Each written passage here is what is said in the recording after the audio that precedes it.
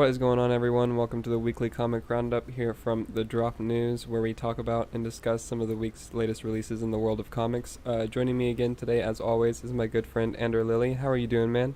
I'm great. Let's talk some comics. Yeah, we got a pretty big list today, and then also changing things, shaking things up a little bit. We have a new member that we're adding to the weekly comic roundup. My good friend Shocked is here. How are you doing, man? I'm good. Awesome. Glad to have you on the show. Always good to have more people to talk comics with. Yeah. But anyways, jumping right into it, I guess we're gonna start with Marvel this week. Black Widow number, I don't know on this 10. one. 10. 10. Okay, Black Widow number 10 came out this week. So, Andrew, what's kind of going on in that issue, and what were your thoughts on it? Well, following Black Widow is she's met up with Winter Soldier from last issue, and Bucky's kind of told her that Nick Fury wants to speak to her. And now this is Nick Fury, who's been the Unseen after the events of, what was it called? Original Sin. So he's not the same guy, as we all know. So they take a trip out to the moon to see if he can help with the, what's Recluse, I think her name is? I forgot, but Yeah, I think her name's Recluse, yeah. yeah, so her and then the other girls from the Red Room. So she's trying to find them and hoping that Nick Fury can help her out with that. It was a really good issue. I don't want to spoil too much because it was an amazing issue. It had a lot of Black Widow, a lot of Winter Soldier. We get some cool scenes with the Weeping Lion. It's a really good issue. Beautiful art. Yeah, I don't know what else to say without spoiling anything. So, Mo? All right, Shocked, what did you think about it? Yeah, man, I agree with Andrew completely. I thought it was, like, fantastic. Like, the thing about Black Widow is just the storytelling from Mark Waid is really good. Like, not only does this comic, like, depend on really good composition and panel work, it also, uses that to tell its story a little bit. So, like, with the introduction of, like, Winter Soldier coming back and stuff like that, a lot of it, like, he's kind of been there. You won't see it, like, you won't pick up on it, but he's been there since, like, the beginning of the story. So I definitely like the idea of Winter Soldier being around. It's nice to see that this was, like, an end game. This wasn't kind of like Samney and Wade being like, all right, let's just put Winter Soldier in here to liven up the story. This has been intended since the beginning. I liked it a lot. I liked seeing Nick Fury. Seeing Nick Fury was really cool. I liked it a lot, though. I thought that there were some really cool scenes, especially the panel work on some of the shots of Black Widow chasing the kids and trying to find the different kids. There are a lot of, like, scenes where, like, when you read comics, sometimes there are just certain pages where you just sit there and look at it for a while, and this issue had a lot of that. Yeah, Definitely. Awesome. I love it when a comic book can do that, when the art can kind of make you hang there for a second and just appreciate it. Yeah, I will say the readers who had read Brubaker's Winter Soldier run were a little sad at the ending of that. They're going to really love this issue. Okay, that's good. Good to hear for all those fans. Yeah. But jumping over to DC for a moment, I guess. The 5th issue in their big Justice League versus Suicide Squad arc came out today.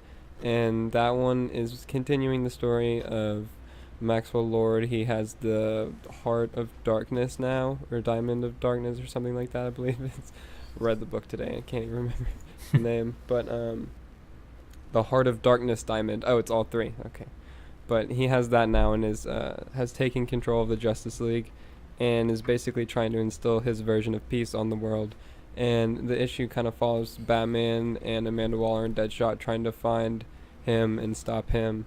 And I enjoyed it for the most part, but it also definitely feels kind of like Andrew and I talked about this last week, but this whole event to me has felt like I've read it before, and so it was kind of more of that, and it just feels like another ancient thing that's kind of coming to take over the world, and so that's kind of but it's still an enjoyable book to read. The action I think is really fun, and then the art is really, I have enjoyed the art so far too, so I mean it's a pretty good event book. And then the 6th issue promises to, take the Justice League somewhere, and they've never been, so I mean I'm very excited to see how it all plays out, and kind of how I feel like Killer Frost is going to have a very, very pivotal role at the very end, and so I'm excited for that too. But Shocked, what did you think about this one? Yeah, just like you said, man, I really enjoyed this issue. For me, I mean, the art is really good, but I want to say that there's some points where I can't lie. I gotta say, there are some, I want to say proportions, specifically with Aquaman. I had a little bit of beef with Aquaman a couple times. Like, sometimes his trident, like, isn't very long in some shots. I know it sounds kind of nitpicky, but that's like the only thing that took me out of it. Like, it's the only thing that took me out of the art. Otherwise, I liked it a lot. I mean, this event, it shapes up to be, I mean, it's nothing but fun. But instead of kind of making the book feel a little less fresh, I like that the writers decided to throw in the classic Suicide Squad in there and bring some flavor for those people that have been reading so long. Because, when this event first started, I was kind of, on and off. But once I saw that they were bringing the old school Suicide Squad team back, that's what got me into it. So I think this event could have been much different if they didn't bring, Lobo and all these different classic villains back. That's what I really like to see from this book. That's a really good point, actually. But Ander, what did you think of this one? Yeah, I enjoyed this one. I basically picked it up for the art because I love Robson Rocha. And I actually ended up enjoying the issue quite a bit. But I'm with you, Alex. I haven't really been loving it because it seems like I've been there. I've done this before. Especially, like, it reminds me a lot of Trinity War. So I can't help but compare it to that. But it's still a pretty fun event. But yeah, it was a good issue. I like how they brought back some pretty well-known, if maybe temporarily forgotten, villains. But yeah, it's a definitely fun event, if not a groundbreaking one. But That's crazy. That's literally what I was just gonna add at the end after you were done. I was gonna be like, yeah, if not, it's not a groundbreaking event, but it's definitely fun. Yeah. All right, Ander. I see. We're tracking here. But yeah, it was good. Very enjoyable. Yeah, definitely. It's worth picking up.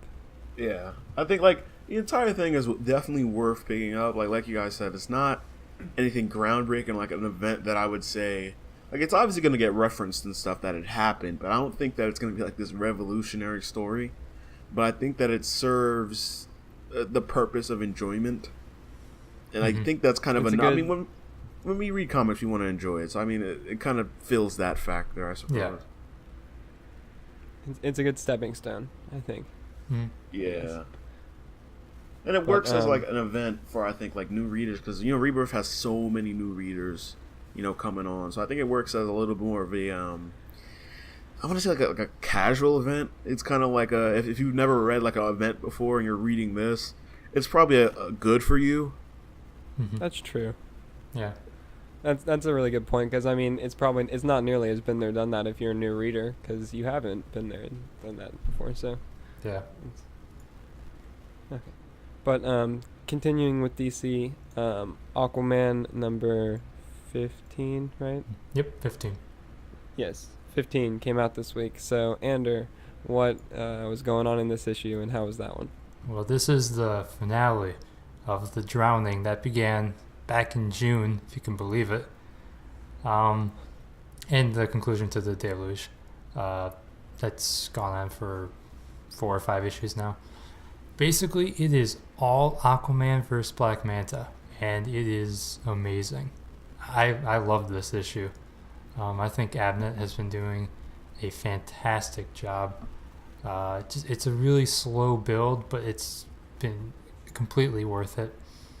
Yeah, I'm not going to spoil the ending, but it leads to a pretty cool conclusion.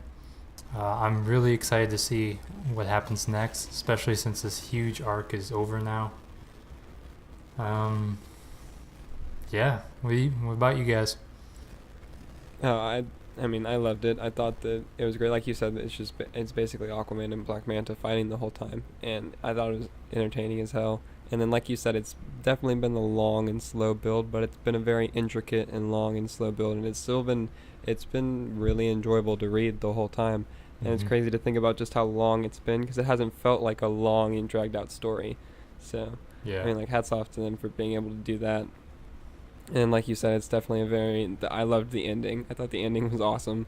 Yeah. And like you said, just looking forward to where the book goes from here. Because, I mean, it's consistently been one of, if not, arguably the best Rebirth book and most consistent one since Rebirth started. So just looking forward to the future. But Shocked, what did you think? This story, since it's the conclusion, I think not only will I talk about it as like a conclusion, but like the entire, volume. I know it's going to be put out in trade soon. So this was really good. Like, I really enjoyed it. This final finale to this story was really great. The story explores so many things that I kind of wanted. Like, I like that recently a lot of the Aquaman runs really like tackle some of the some of what like the open world of comic readers and general audiences kind of have like problems with Aquaman. Like, we've seen in this volume, Aquaman fight Superman, and for example, like in that comic, I think it explored something really interesting. Aquaman kind of as he fights Superman, kind of being like, so am I really the D-leaguer, or is that because I kind of lay off, and I like how the finale was just him and Manta duking it out. I really liked seeing, like, as they were fighting, you get some insight to what Oliver's thinking, and I think that was like one of my favorite parts about it. Like the entire fight going on, and you just reading Oliver's thoughts, because Oliver. What am I saying? Arthur's thoughts. Yeah, I liked it a lot though. The art was really good, and the fight was really intense. Yeah. In Obama. The fight was it was a very visceral, like, it was a nice fight. Yeah, I definitely agree there. And I think it's interesting how Abnett's been able to build up Black Manta beyond just his simple directive of just wanting revenge against Aquaman. He's built him up to be this powerful figure as the head of this almost like Spectre-like secret organization. I just think he's done a fantastic job in the world building he's done, especially in regards to Atlantis. Yeah, 100%. Has been fantastic, almost like Game of Thrones in a way. So yeah, that, and that's something that I really wanted for Atlantis, because like we have the Aquaman movie coming up and stuff. And I think that this sets a lot of the groundwork that I kind of want to see in there, because Atlantis and their relationship with the land can be something that's really interesting to be explored. And I like the fact that Abnett even did so much world building to the point where it feels like Aquaman's lore is so much more even like threatening and more impactful for the universe, and not just him. Because now we have Nemo. And this is no spoiler or anything, but Arthur says in the comic, that is hands down, the most nefarious, the most dangerous organization on this planet right now. Nemo is that, organization. They're that dangerous. So I think that kind of opens the groundwork to being like, hey, Justice League, if you ever want to have another, arc, there's that Atlantis story waiting for you there. I think it opens a lot of doors, and I like the idea, like you said, a Game of Thronesy Atlantis. I like the idea of Atlantis being that, because that's always how I like imagined it. Yeah. Atlantis has so many, like, it brings so many story opportunities for Aquaman. Like, Atlantis is as much of a character as Aquaman is. Mm-hmm. Yeah, definitely. Agreed. And you want it to Insane. breathe. You want it to feel like that because you have Batman, and Gotham is as much of a character as Batman. Gotham can hold its own, comic. It can hold its own film. That world is just that intriguing. I think Atlantis could be that way too. That's why I want to say Jeff Johns' first volume was so intriguing for readers because then it kind of challenged that concept of the sea and how much of the sea do we really know. And I kind of like that with Atlantis, kind of having it so big and vast and this powerful organization, kind of like Wakanda in a sense, where people don't really, like, they kind of sleep on it in the Marvel universe, but when like push comes to shove, it ends up being one of the most powerful civilizations, the most dangerous ones if you're on its bad side. Definitely, I completely agree with that, and I love it. That's how Atlantis should be. But sticking with DC, Batman number 15 came out this week, which was the conclusion of the two-part Batman Catwoman story arc from Tom King and Mitch Gerads. Which, first off, we're going to talk about the art. One of the books you said earlier, Black Widow, talking about the panel layout and just that. Yeah. Mitch Gerads does an absolutely fantastic job in this book with panel layout, and then also the coloring, setting the tone for the different panels, and the way that he evokes emotions through that. And just, I loved the art in this book. And then also, the issue basically continues with Batman and Catwoman before she's going to be taken in because she's sentenced to death. And naturally, she runs. And so the issue is Batman trying to chase after her and find her and hunting down the Holly Robinson lead that he had. And, sorry. I really enjoyed it. I loved the Batman and Catwoman moments at the beginning. And then also just there's a few more moments towards the end, and especially at the very end of the book that I definitely won't spoil, but that I absolutely loved. And then, I just thought it was a really great book overall and a good concluding chapter for the, like, little short story that we had here for Batman and Catwoman. But, yeah. So, Andrew, what did you think of this one? Oh, I really enjoyed this one. The last two issues have been pretty enjoyable. Like you said, the art is fantastic. I love this creative team. I'm sure you guys see how much I post about Sheriff of Babylon on Twitter a lot. Which I still need to finish. Yes, you do. And yeah, like you said, the art was just fantastic. The panel layouts, amazing. I loved just the images of, like, their first meetings together when they were talking on the roof. I just reminiscing about the first time they saw each other. It was the first time in a long time that Bruce has actually felt human to me. Like, that writing was pretty good. So many writers make him out to be just so cold, and he just seems like a robot. So I definitely enjoyed that. The Holly Robinson lead, that's going to be an interesting story. That was so good. Yeah. That was so good. Yeah, and so I was pretty excited about that. I'm intrigued to see where that goes. Yeah, overall, I think this might be my favorite issue of the run so far. Yeah, it was stellar. Yeah, for me. Shocked. What about you? I'm sorry. I mean, yeah, for me, Tom King. I'm sure there's no, if, ands, or what's about it. In the comic community, if you're a reader, Tom King's a very talented writer. He's been finding his groove with Batman. You kind of, and the thing is, he's always intrigued me. He's always, like, thrown concepts out there that I'm like, more writers need to do that. Get on that. But you can tell he's finding his groove with it. I Am Gotham happened. I Am Suicide happened. And now we have the Rooftop story. And I think the Rooftop story is where he's really starting to find his stride. Because in this issue, it just felt so...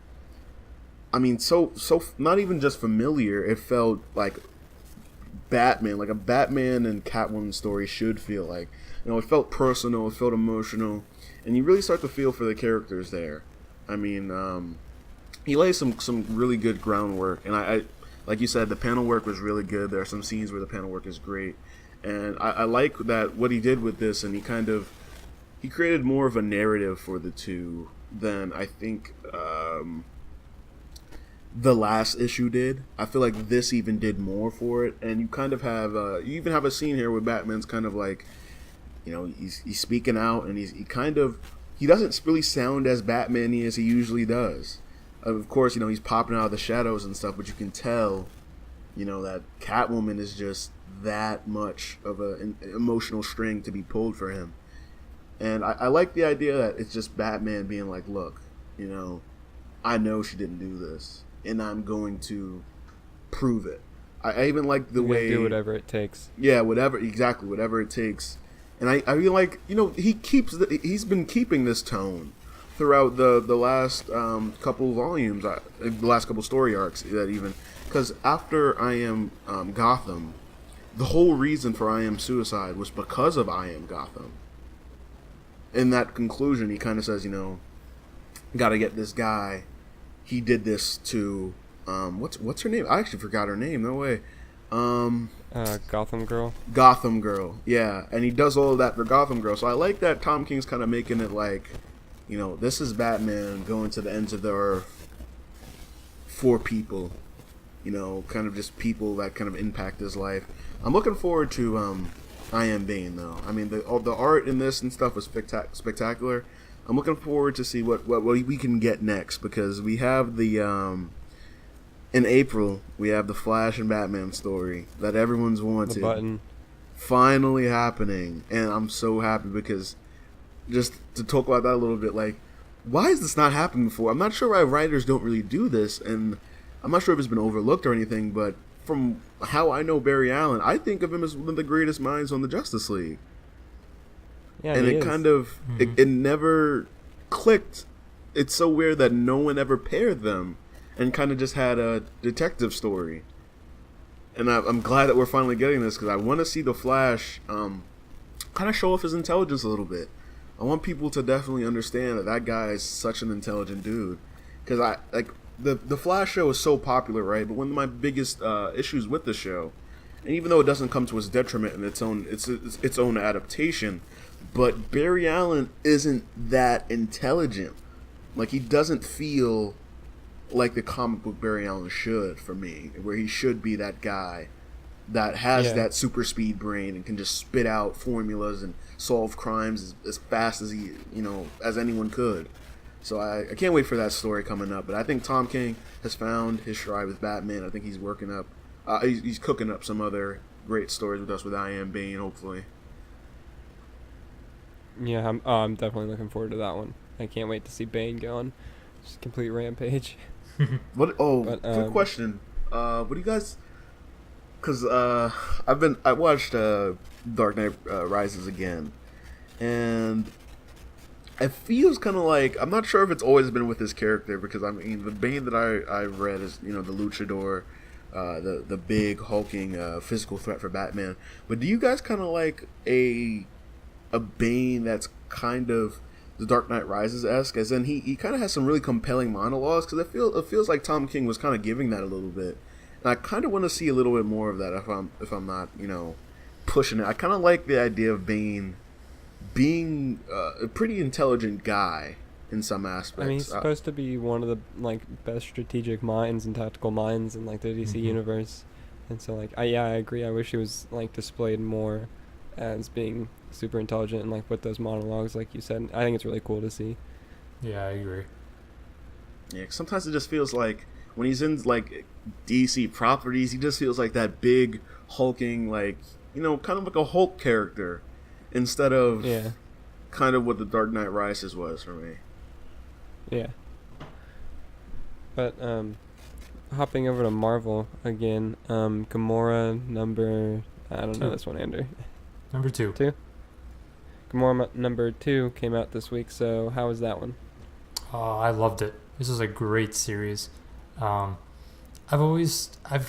recently gotten into the older, Dan Abnett, the Lanning Guardians of the Galaxy series, and I loved it. And so I kind of started really liking Gamora. So once once I knew she was getting a book, I was so excited. So basically, it's basically a revenge story. She's going after this race called the Badoons, who basically wiped out her entire species, and she's hunting down the royal bloodline and just killing them all. And there's one left of this bloodline, and it's on this planet that's being sucked into a black hole. But she's so determined to destroy this bloodline that she goes after. It's just a really good story. The artwork is beautiful. My only complaint, though, is that it kind of seems like she's playing a supporting character in her own series. So I kind of hope we see a little bit more of her. But I kind of get that because you have to introduce the other characters. But I highly recommend it. It's a great science fiction series. Great action, beautiful art. So, and it's surprisingly, it's pretty dark. So, for Marvel. Hey man, I'm all for dark comics, so I'll probably have to check it out. I mean, it wasn't going to be a light, family-friendly book when it's all about a revenge story. So. Yeah. It's very true. I like that. I mean, there's some nice, I think, great writing and some great approaches over there at Marvel. Like, I mean, I know there's always a conversation being had between comic fans, but they're just...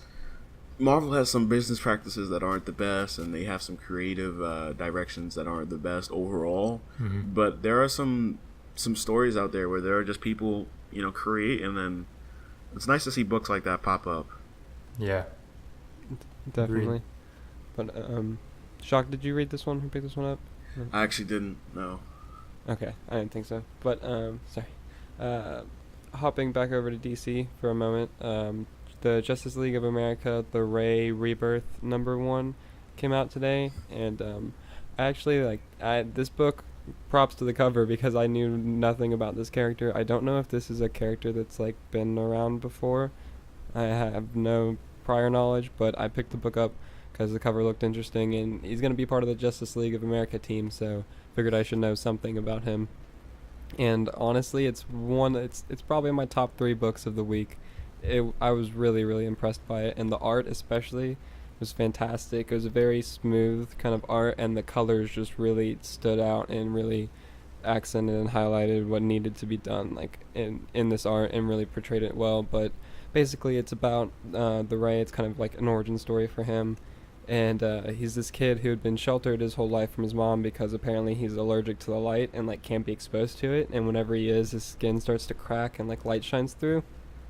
And so he goes it looks about 25 whenever he finally decides to go outside, and he's done with it. And he's not spoiler alert, minor, I don't really think it is, you kind of have to know it, but he's not allergic to the light. It actually feeds him, and he doesn't have to eat or sleep because of it, and he can his power is being able to manipulate light. So the story just kind of follows through that. And then I love the issue. I thought it was really great, and I was really surprised by it because I wasn't really expecting anything, and so that was great from that. But yeah, it's definitely worth picking up.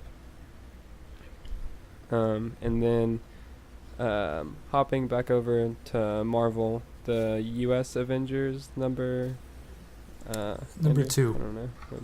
Number 2 came out this week. So what's going on over there, and how was that one? It was decent. For me, it's kind of confusing because I haven't completed the New Avengers, which is basically ties into this. Well, actually, New Avengers came first, and then this is the series that spawned from it. It's interesting. It kind of deals with the Captain America, who is Luke Cage and Jessica Jones, their daughter.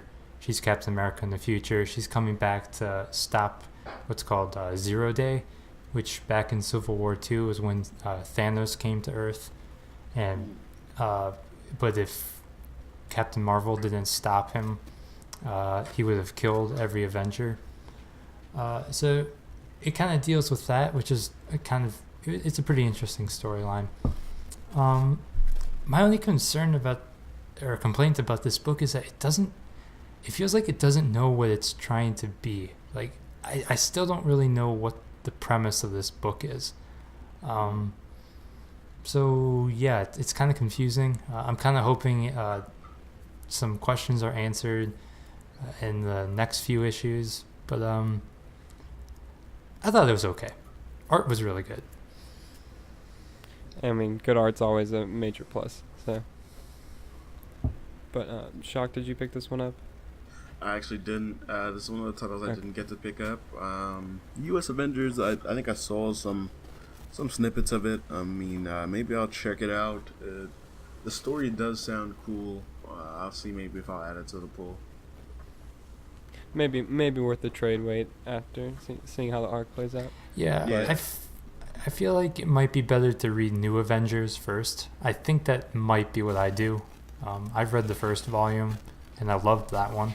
But this one's just not sucking me in like New Avengers did. So, I don't know.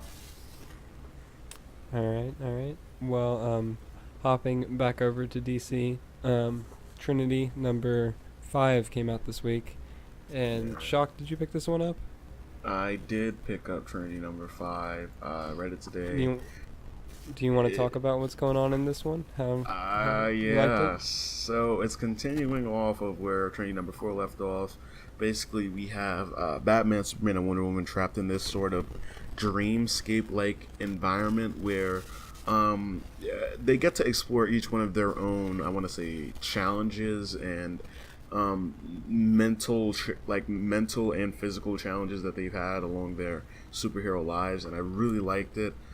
Batman's is the one that really actually like pulled me in. Wonder Woman's was also good. Superman's was also good. Batman, I think that Manipul had one of the most interesting ways of entering the Batman psyche, and I liked the way he did that with Trinity number I think it was number 4. Yeah. Oh no, it was number 3.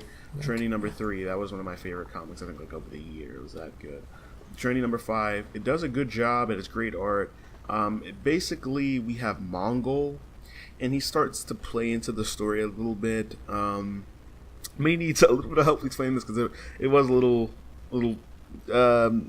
interesting. Confusing. So Poison Ivy. Andrew and I were talking about that. I'm sorry. I mean, I know we have the next issue and it's supposed to come out and tell us, right? But like, Poison Ivy supposedly has his daughter. She's trying to save her daughter, but she needs Superman because he is basically a living magnet for the sun. So he has tons of solar energy inside of him. And the funny thing is, Poison Ivy, I was over here thinking that like she could see these dreamscapes, but she doesn't know anything. So she's kind of just sitting there really creepy watching them dream because she's like, why is this farm boy friends with Bruce Wayne? And I'm just like, so you're telling me you just didn't know? So you're just like watching them like awkwardly? Like if it was Superman, I get it. If you're watching their dreams, I get it. But she's kind of just sitting there like in the barn just looking at them as they're asleep. That's a really good point that I hadn't even thought about, honestly. It was hilarious. I hadn't taken that into consideration. But yeah, like you said, it's a very Andrew and I were talking about this before we started recording. The story's kind of, I thought it was a bit confusing at times, and kind of like I had to read through it again a couple times to try to figure out what exactly is going on, and I'm still a little bit iffy on completely understanding it, but I nonetheless really enjoy it. I thought it was a good book, or a great book, and the art continues to be absolutely stellar. Manipul just kills it, and then yeah, the story's it's enjoyable. It's definitely on the unique side. But I've loved the, like you said, exploration of the Trinity's like emotional battles, and then also what they've gone through. But yeah. Yeah, I agree. Andrew, what did you think of it? To me, Poison Ivy kind of it seemed like she had the ability to be in the dream, but then somehow she lost connection to it, and that's why she's trying to get back. Well, at least she's trying to get the child from the dream, because that was her daughter, I guess. into the real world. So her part is kind of interesting. It feels like something Poison Ivy would do. She's not really bad. She's not good. She's just on her own side. Makes sense to me. I do agree that the plot is a little weird. Alex, we were talking about this, that we don't quite know what Mongol's endgame is. I think you gotta wait for that next issue. But for me, it's like, because now I feel like it's like you kind of added like another layer to the story. Now it's making me question a lot of things. Because if you're saying like, and even with the theory that you brought up, it kind of makes you. I'm still like, she doesn't know this is Superman. She's over here calling him just some farmer. Yeah. And also, she's like, how does he know Bruce Wayne? And like, who is this woman? And she doesn't know it's Wonder Woman or Batman or Superman. So I'm just like, so she doesn't know who they are. So does that mean that she's not looking into their dreams? Because they're roaming around in this dreamscape environment right now. So it kind of feels weird to me, like with the idea of them not knowing, because they're walking around and stuff in costumes and stuff like that. So I don't know what's going on here. Did they ever meet Poison Ivy in the dream? Because I don't think they did. No, Poison Ivy hasn't appeared, but apparently the little girl, Mongol's son, I think Mongol's daughter or son, I feel like that's Poison Ivy's kid for some reason. It is, I think. It's so weird, but basically, like, she was, like, in every dream. So she was in Batman's visions, Superman, and Wonder Woman's. But, like, it was never Poison Ivy, so I don't know if Poison Ivy saw anything or anything. Yeah. Okay, so it's a little confusing. Maybe next issue we'll... Read it yourself. Maybe you can figure it out better than we can. Yeah. But I do agree. Aside from some of the confusing storytelling, I love the book. And I know a lot of people were saying that it's a really slow book. And I actually really like that, because I'm looking for something a little different that's not just a Trinity beating up bad guys every issue. It's really we've looked into each character, and the Trinity they're really getting to know each other like really well, and they're going through each other's past, their fears, their families. I think that's really cool. I think that's a really cool take on the Trinity. But then, the storytelling, hopefully that gets, we figure that out in 6. But the art in this issue was fantastic. This book has had the best art, I tell you. Every issue has been beautiful. It really has. And, like, props to him for writing and doing the art and stuff, because, man, this looks good. I mean, I'm hoping, I don't expect it to, but I'm hoping that this isn't where the story starts to fall off a little bit with this Poison Ivy and Mongol business. I know that we're not supposed to be told. Like, I don't want to be told, like, no, like, this is happening. But maybe it's supposed to feel confusing. Maybe it'll be all concluded in the next issue. But I mean, this has been really good, and like you said, this is definitely the Justice League book we kind of have, and it's not really a Justice League book. It's just the Trinity, but it gives such a detailed, like, in-depth view of these characters and kind of what they are now, especially after Rebirth and after all these years of being heroes, what their core problems are. And I think that it's always going to be there for Batman, but like, I think that a lot of people forget, like, Batman does all these feats and he has all these cool things that happen to him, but like, at the end of the day, he's still that guy weeping over his parents. And like, regardless of that being really sad to think about, it's something that kind of has to be put out there, because I think some readers definitely just view Batman as this, badass warrior and not as this broken guy in there. And that's even what I want to say Marvel's kind of doing with Wolverine right now. One of the best Wolverine runs of all time is going on at Marvel right now. And the reason why it's so good is because it gives you that flavor and just understanding that this guy is such a beat up dude. Because when people look at Wolverine, they see the claws, they see him as this awesome brawler. But I think just like Batman, sometimes they forget about that tormented side of them.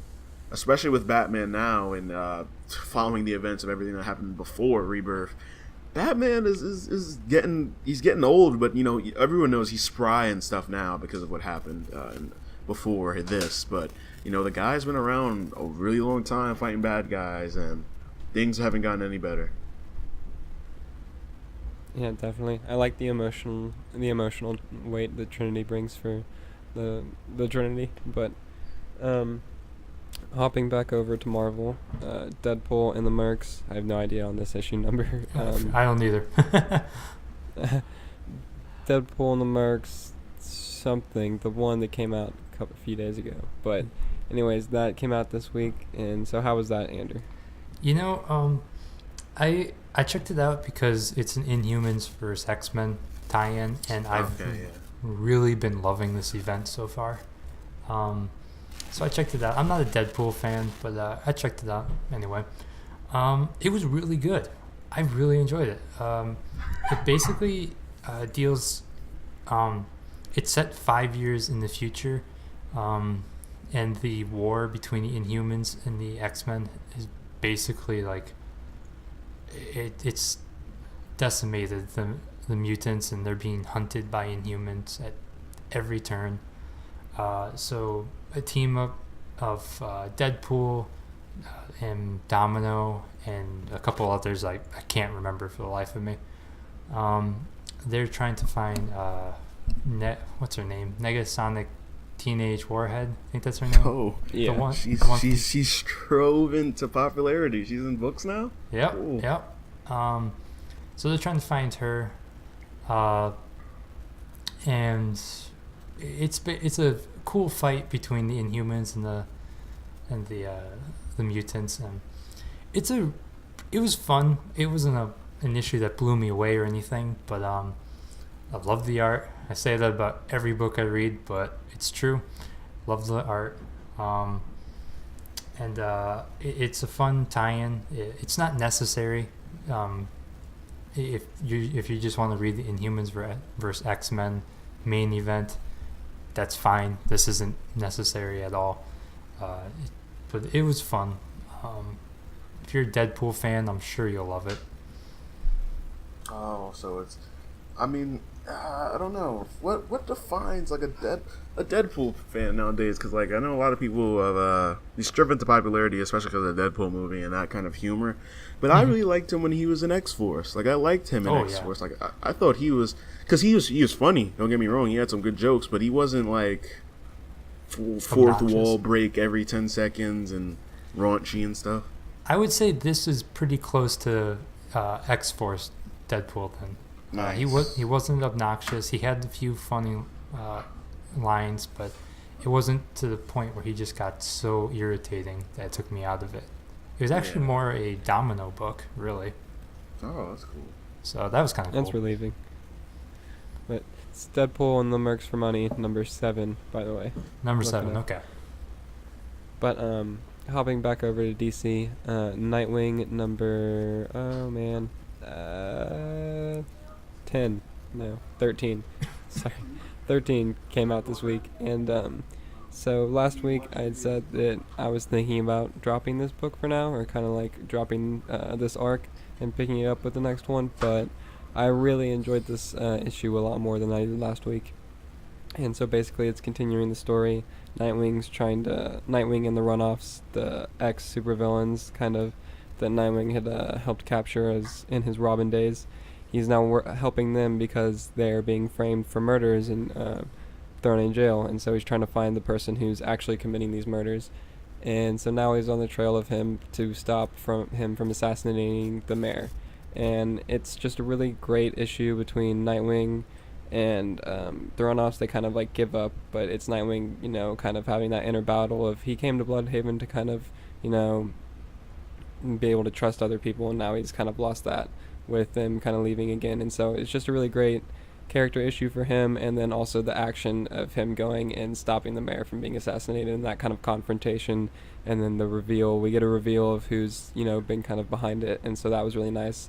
And so I this one's kept me on to see how this arc will play out, and so that was really great to have a better issue than last week. But yeah, I unfortunately didn't get to read that issue. Yeah, it was pretty good. I mean, I think that of the Nightwing run so far, this story is definitely, I haven't enjoyed this one as much as the first ones that we got, but it's probably worth the trade weight. But Anyways, hopping back over to Marvel for our last book of the week, I believe. Mhm.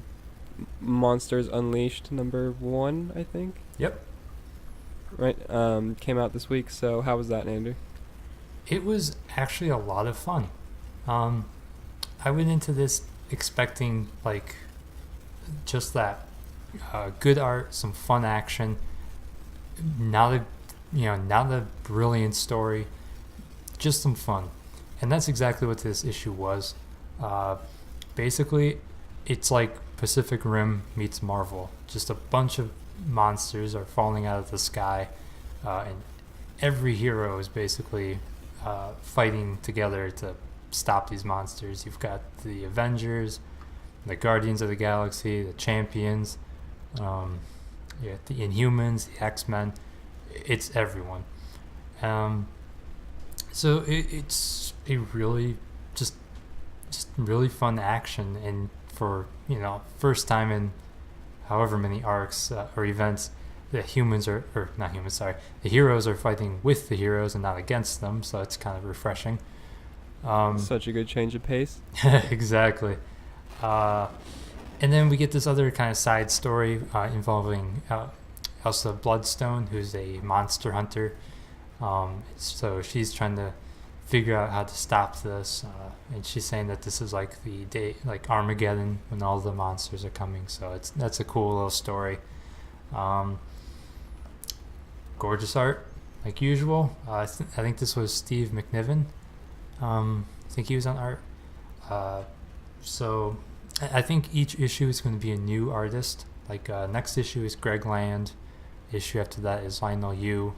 I can't remember the others, but it was fun. If you have some extra cash to throw, give it a shot. I really enjoyed it. So Yeah, I might have to pick that up. Actually, I had no idea what that was or what it was about whenever you mentioned it, but that sounds like a really fun book. yeah, and that's really all it is. Don't go in there expecting to have this grand story. It's just like a summer blockbuster, basically what it is. Sounds like Yeah, fun. I didn't pick it up either, but I hope it's good. I mean, it sounds cool. But that just about wraps it up for our list of books this week. As always, if there's any books that we completely ignore or don't talk about at all, and you are dying for us to or would like us to touch on them, leave them down in the comments. We'll try to get to them and add them to our pull list. And thank you for listening and tuning in this week. And I guess now we'll plug our social media. So where can people find you on the internet, Andrew? I'm on Twitter at AnderWriter. Come on by, talk comics, talk Aquaman, movies, video games, whatever you want. I'm always down for it. Awesome. And Shocked, where can people find you? You guys can find me on my YouTube, Shocked Huh, and Twitter, which is also Shocked Huh. Awesome. And you can find me on Twitter at APBatman. Just come by, talk comics, and basically like Andrew, comics, movies, video games, Batman instead of Aquaman. Also Aquaman too. They're both rad. But and as always, be sure to keep it locked to thedropnews.com for all the latest drops in like superhero and also cinema, video game, like TV, basically all the entertainment and awesome related news. Yeah, later.